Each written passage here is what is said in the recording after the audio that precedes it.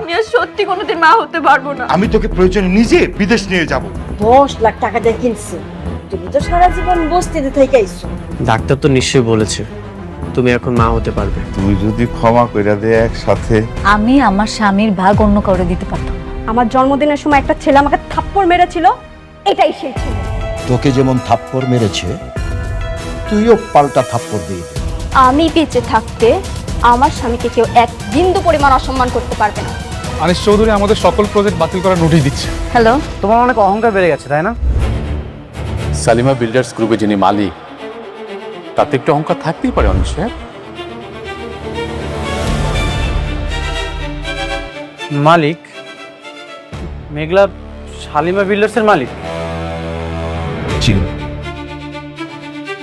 কিন্তু মেঘলা তো গরিব, বস্তিতে। ওনারা হচ্ছেন ম্যাডামের পালিত বাবা মা। ম্যাডামের আসল পরিচয় হচ্ছে তিনি এই বিশাল কোম্পানির মালিক।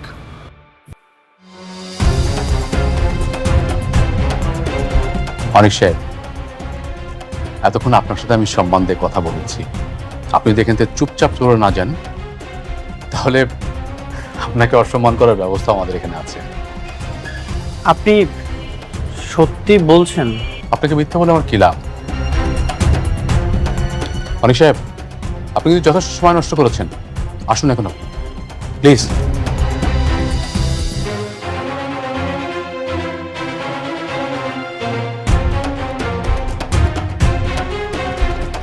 সো এখন দেখেন আপনারা কেমনে কি করবেন। আপনারা প্ল্যানিং করে আমার কাছে বাজেট নিয়ে আসেন, বাকিটা আমি দেখতেছি। ওকে ওকে, আপনি যেভাবে বলবেন আমরা সেভাবে কাজ চালিয়ে যাব। আচ্ছা, আপনাকে কি আর কোনো প্রশ্ন আছে? না না না, আপাতত নেই। আচ্ছা ঠিক আছে, তাহলে আজকে মিটিংটা আমরা এখানে শেষ করি। কেন? আচ্ছা, থ্যাংক ইউ ম্যাডাম। আসসালামু আলাইকুম।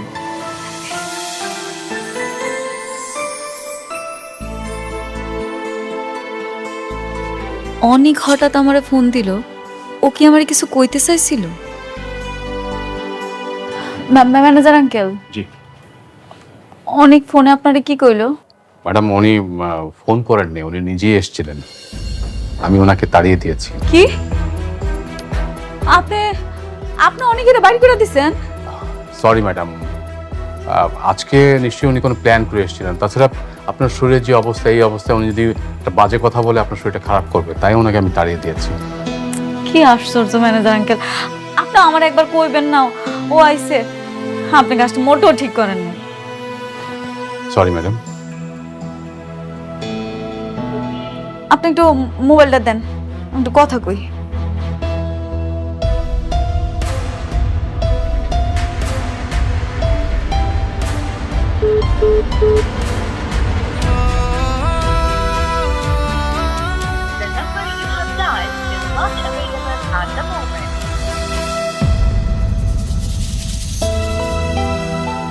আমার নাম্বারটা ব্লক করে দিছে। ম্যাডাম, মা আপনি টেনশন করবেন না, প্লিজ একটু বসুন আপনি। কিরে মা, তোর শরীরের অবস্থা কি? এই তো বাবা। ও আচ্ছা।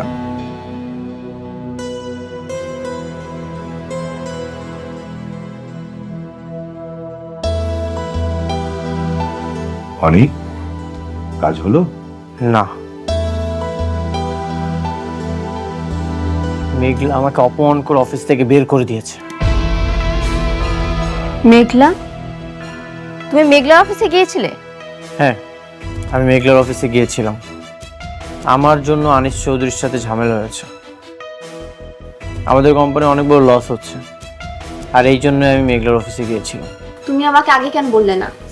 আমি জানলে কোনোদিনও তোমাকে যেতে দিতাম না।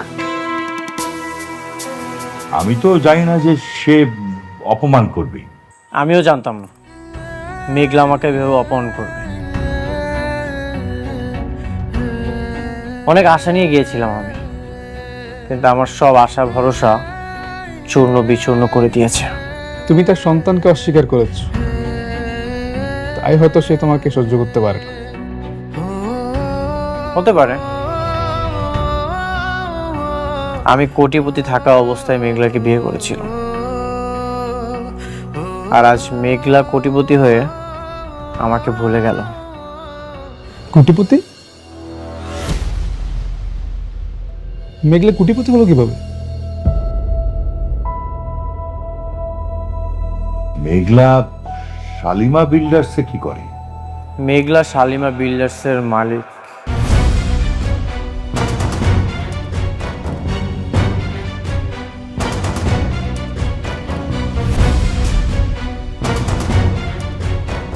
কি বলো? আমিও জানতাম না, আজই জানতে পারলাম। মেঘলার যে বাবা মা, সেটা হচ্ছে পালিত বাবা মা। মেঘলা অনেক কোটিপতির মেয়ে। হোক সে কোটিপতি, তাই বলে তোমাকে অপমান করবে? তোমার সম্মান রক্ষা করার জন্য আমি তাদের সাথে ঝামেলা করেছি, তোমাকে এক বিন্দু পরিমাণ অপমানিত হতে দেইনি। আর তুমি আজ নিজে নিজে গিয়ে অপমানিত হয়ে আসলে। আচ্ছা ঠিক আছে, যাবার হয়েছে, এখন এসব নিয়ে চিন্তা করে কোনো লাভ নেই মা। আমাদেরকে একটা নতুন কোনো পথ খুঁজে বের করতে হবে। তুমি কি করবে আমি জানি না বাবা। তোমার যদি এই সম্পত্তি নাও থাকে, দরকার হলে আমি আমার হাজবেন্ডকে নিয়ে রাস্তায় থাকবো, তবুও আমি ওর কোনো সম্মানহানি হতে দেব না।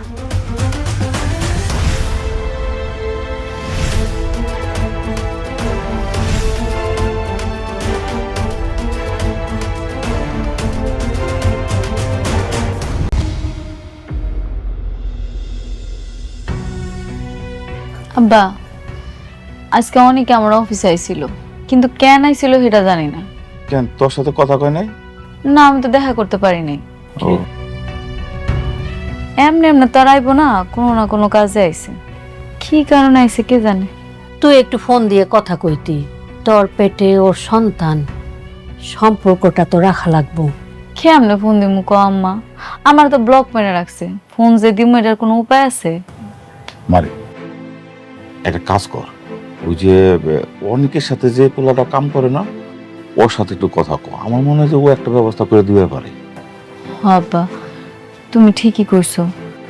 অনেকে মনে আমার লগে রাগ করছে, ওনার লগে কথা কইতে হইব। একটা না একটা ব্যবস্থা তো করণই লাগবে।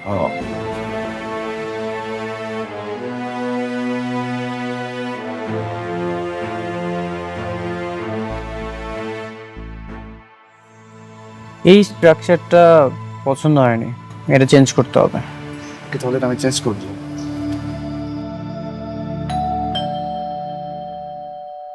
দেখো তো কে এসেছে।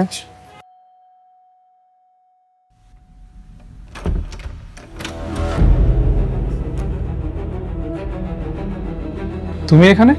তোমার মালিক অনেক নিশ্চয়ই বাসার ভিতরে আছে। তার আগে বলো তুমি এখানে কি করছো? আছে, অনেক কাজ আছে, সেটা না হয় বাসার ভিতরে গিয়ে বলি।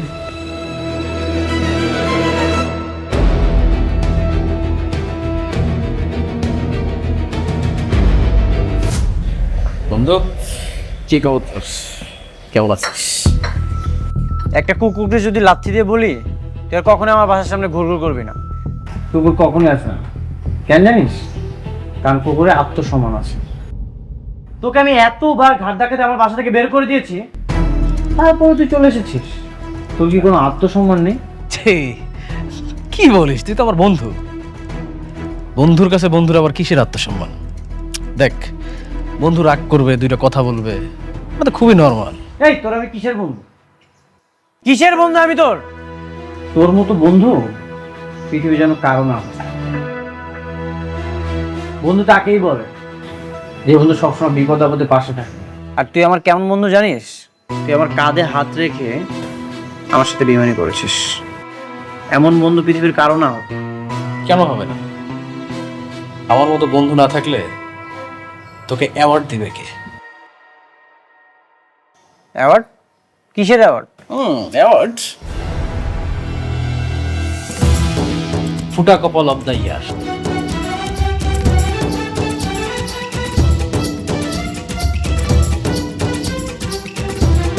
আমি না আমার জীবনেও তোর মতো ফুটা কপাল আর কাউরে দেখি নাই। এই জন্য ভাবলাম যে আমার বন্ধুরে গিয়ে একটা অ্যাওয়ার্ড দিয়ে আসে। এই জন্য তোর জন্য একটা অ্যাওয়ার্ড নিয়ে আসছি। নে বন্ধু আমার, সদরে গ্রহণ কর তুই এটা। আপনি কি জন্ম থেকে এরকম শয়তান? আরে ছোট ভাবি, এত রাগ করবে? আচ্ছা তুমি বলো, এই যে আমার বন্ধু অনেক নিজে নিজে কত সম্পত্তি করলো, আর সেই সম্পত্তির মালিক এখন কিন্তু আমি। আরেকটা জিনিস খেয়াল করেন, ও কিন্তু সম্পত্তির লোকে তোমাকেও বিয়ে করেছে।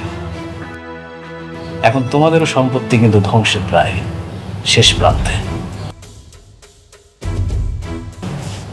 বন্ধু, যেই বউটারে রেখে বিয়ে করেছিলি সেই বউটা কিন্তু এখন শালিমা বিল্ডার্স গ্রুপ অফ ইন্ডাস্ট্রিজের হাজার হাজার কোটি টাকার মালিক।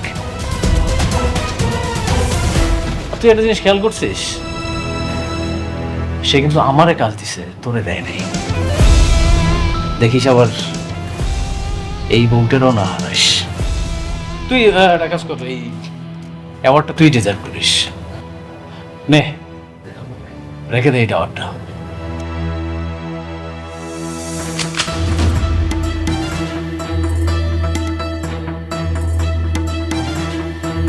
অনেক ধৈর্য ধরেছি, আর একটা যদি কথা বলিস এক টিগারে তোর দম বন্ধ করে দিব।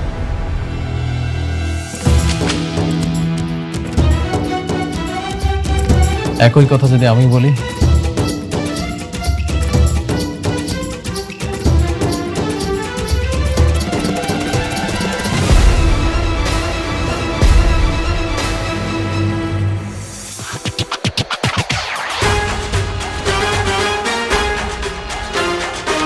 আরে গদ্দার, ও friend, I am just kidding. আমি জাস্ট মজা করলাম। তুই আমার বন্ধু না, আমি তোকে মারবো? বন্ধু হয়ে বন্ধুকে মারতে পারি? শোন, তুই আমার মাথায় কেন মারবি? তুই আমার বুকে মার। তোর পাপ অনেক বেড়ে গেছে। আমি চাইলেই তোকে এখন মেরে ফেলতে পারতাম, কিন্তু না, তোকে আমি এখন মারবো। তোকে যদি একবারই মেরে ফেলি তাহলে তোর মজাটা থাকলো না। তোকে আমি তিলে তিলে মারব, আর এমন ভাবে মারবো তুই মৃত্যুর জন্য ছটফট করবি। আর তুই আমার কাছে এসে বলবি, অনেক বন্ধু বন্ধু তুই আমাকে মেরে ফেল, আমি বাঁচতে চাই না, তুই আমাকে মেরে ফেল, তুই আমাকে মেরে ফেল। সেই চিৎকার শোনার জন্য আমি অপেক্ষায় থাকলাম, আর সেই দিন আমার অনেক শান্তি লাগবে। তুই চিৎকার শুনবি? বন্ধু, তুই আমাকে এখনই মার প্লিজ, আমার অনেক কষ্ট হচ্ছে রে, আমার অনেক কষ্ট হইতেছে, তুই আমাকে মেরে ফেল।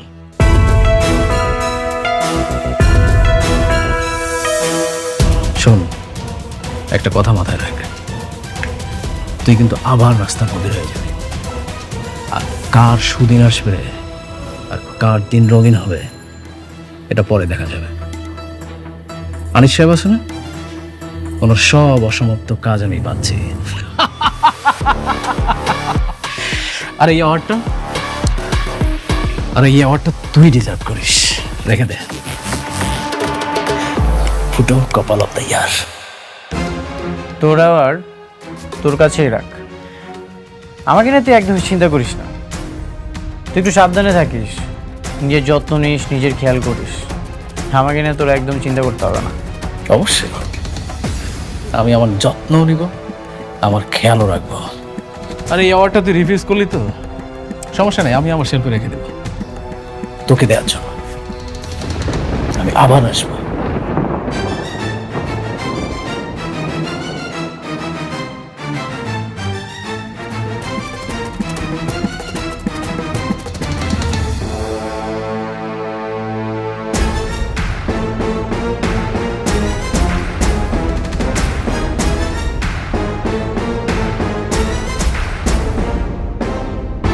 এরকম একটা জঘন্য মানুষ তোমার বন্ধু ছিল, ভাবতে আমার লজ্জা করছে। চেহারা দেখলেই কি আর মানুষ চেনা যায়? যদি আগেই জানতাম তাহলে তো এই পরিস্থিতিতে পড়তে হতো।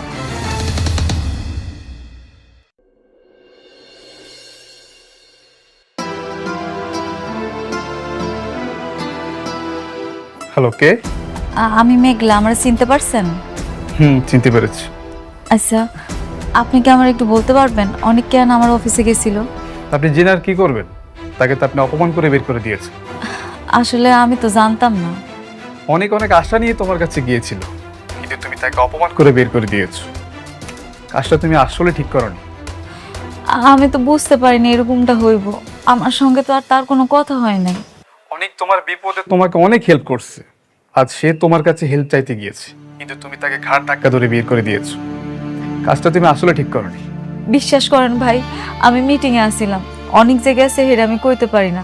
পরে যখন ম্যানেজার আঙ্কেলের কাছে জানতে পারছি তখন আমি হ্যার লগে অনেক রাগ করছি, কিন্তু অনেকের লগে আর যোগাযোগ করতে পারিনি।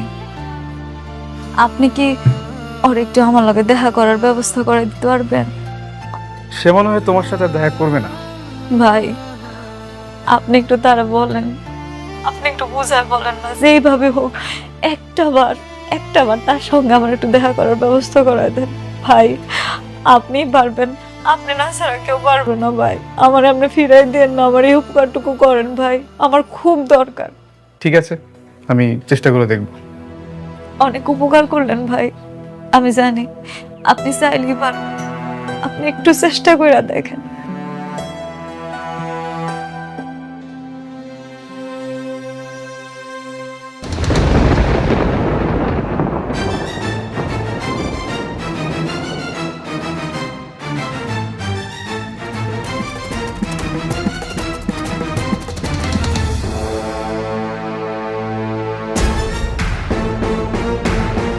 ভাই আমগুলো এখানে আনলেন কে? চুপ, কোন কথা বলবি না, বস। ভাই এত মারলেন ভাই। বেশি কথা বললে কিন্তু গুলি করে দিব, বস। না, গুলি করেন না ভাই, গুলি করেন না ভাই। আচ্ছা ভাই, অপরাধটা কি ভাই? কোনো কথা বলবি না, আমাদের ম্যাডাম আসতেছে, ম্যাডাম আসলে সব দেখতে পারবো। ম্যাডাম? কোন ম্যাডাম? সেটা আসলেই দেখতে পারবি।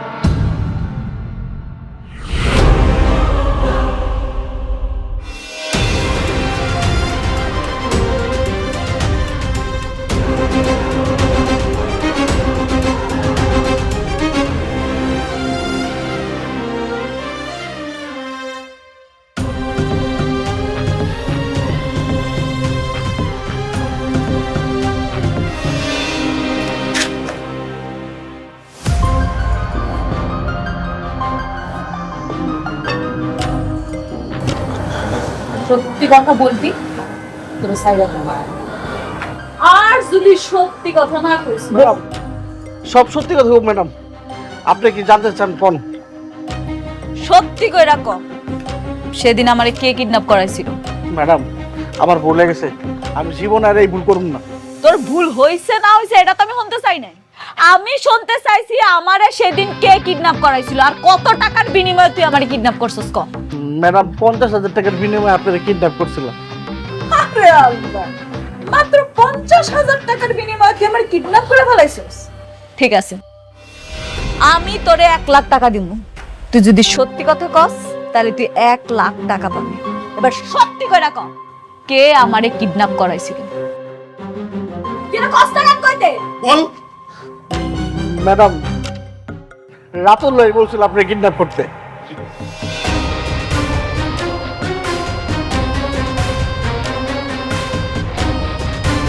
রাতুল কিডন্যাপ করাইছে?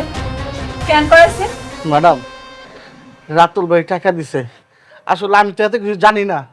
রাতুল ভাই টাকা দিয়ে বলছে আপনার কাছে অনেক ভাইয়ের কথা বলতে যায়, অনেক ভাই আপনার কিডন্যাপ করেছে।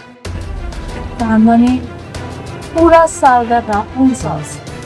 জি ম্যাডাম। রাতুল আমার লগে মিথ্যা কথা কইয়া অনেকের ফাঁসানোর জন্য আমারে দিয়ে অনেকের নামে মিথ্যা মামলা দেওয়া হয়েছে। এত দূর আগায় গেছে। ঠিক আছে, তবু আমি কথা দিছিলাম, আমি আবার কথার বড় খেলাপ করলাম। টাকা তোমার পাবি, কিন্তু একটা শর্তটা হইল গিয়া আমি যে তোমার ডাইকাই না রাতুলের কথা জিজ্ঞেসি, তা কে কিডন্যাপ করছে এটা জিজ্ঞেসি, এটা যাতে রাতুলের কাম করবে। জীবনে যাবো না ম্যাডাম, জীবনে কম না, জীবনে কম না। আর যদি গেছে বুঝছস তো, তুই তো না আমার চিনস না, আমার পরিচয়টা কি কয়া লাগবো? না আমি কয়া দিতেছি, আমি হইলাম শালিমা বিল গেটসের চার।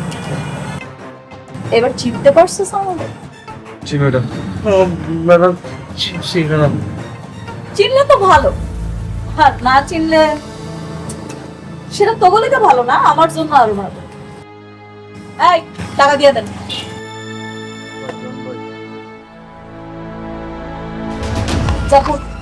যা কইতেছি।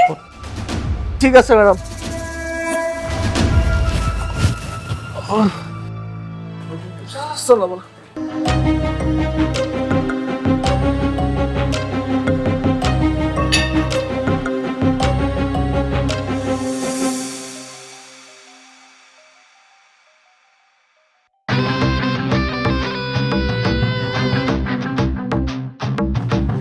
হ্যালো, জি ম্যাডাম, আসসালামু আলাইকুম। ওয়ালাইকুম আসসালাম। ম্যানেজার আঙ্কেল, রাতুল আমাকে কোম্পানিতে কত টাকা ইনভেস্ট করছে?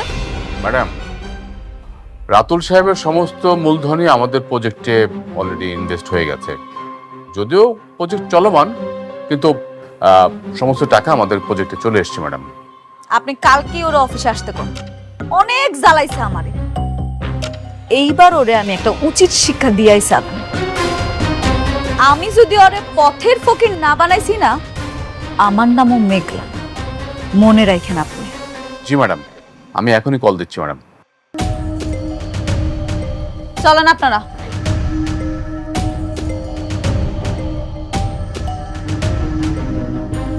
আমরা কখন বের হব? এই তো কাজটা প্রায় শেষের দিকে, শেষ হলেই বের হবো। অনেক একটা তাজা খবর আছে। কি খবর? মেঘলা ভাবি কল করেছে কাকে? আমাকে, আর বলেছে সে তোমার সাথে দেখা করতে চায়। যে আমাকে অপমান করেছে তার সাথে আমি কেন যাব দেখা করতে? ওর তো এখন অনেক অহংকার বেড়েছে। তাহলে কেন ডাকলো আমাকে? মেঘলা ভাবি নাকি জানতো না তখন তুমি গিয়েছিলে, তাহলে অপমান করার সুযোগ দিত না। এখন তুমি কি বলো, তুমি কি দেখা করবে?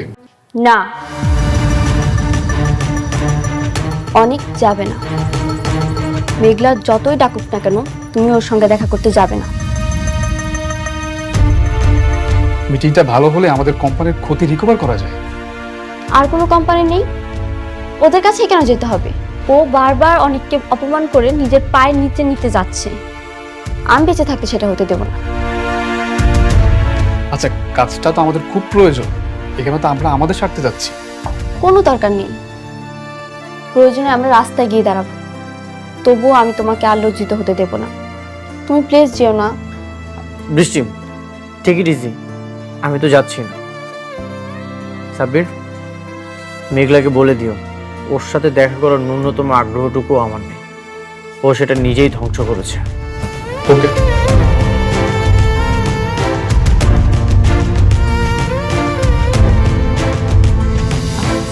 আরে আসো আসো, তোমার জন্য অপেক্ষা করতেছিলাম আমরা।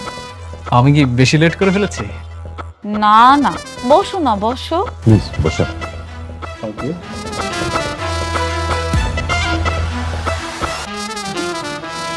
আমি জানি তুমি রাজি হবে।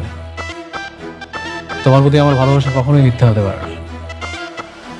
আর আজকে আমি অনেক খুশি, সত্যি? সত্যি অনেক খুশি। তুমি অনেক খুশি হয়েছো না? কারণ আমি তোমার সন্তানের বাবা হব। এর থেকে আনন্দের সংবাদ আর কি হতে পারে বলো? কিন্তু আফসোস, এই সন্তানের বাবা তো আর তুমি না। এই সন্তানের বাবা আমার স্বামী। আরে তোমার স্বামীর কথা বাদ দাও, আজকে থেকে আমি তোমার সবকিছু। এই যে দেখো, সেই খুশির সংবাদে আমি তোমার জন্য খুব সুন্দর একটা স্বর্ণের নেকলেস নিয়ে এসেছি। নেকলেস? বাহ, আমি না অনেক খুশি হয়েছি। তা শুধু আনলেই হবে, পরায় দিবা না? ইচ্ছে তো করছেই, তুমি যদি পড়ানোর সুযোগ দাও তাহলে অবশ্যই পড়াবো। মনে করার কি আছে? তুমি এত শখ কইরা আমার জন্য একটা জিনিস আনছো, তোমার শখের একটা দাম আছে না? তোমার শখেরও তো দাম দিতে হইব। আসো, পড়াই দাও। ওকে, অফ কোর্স।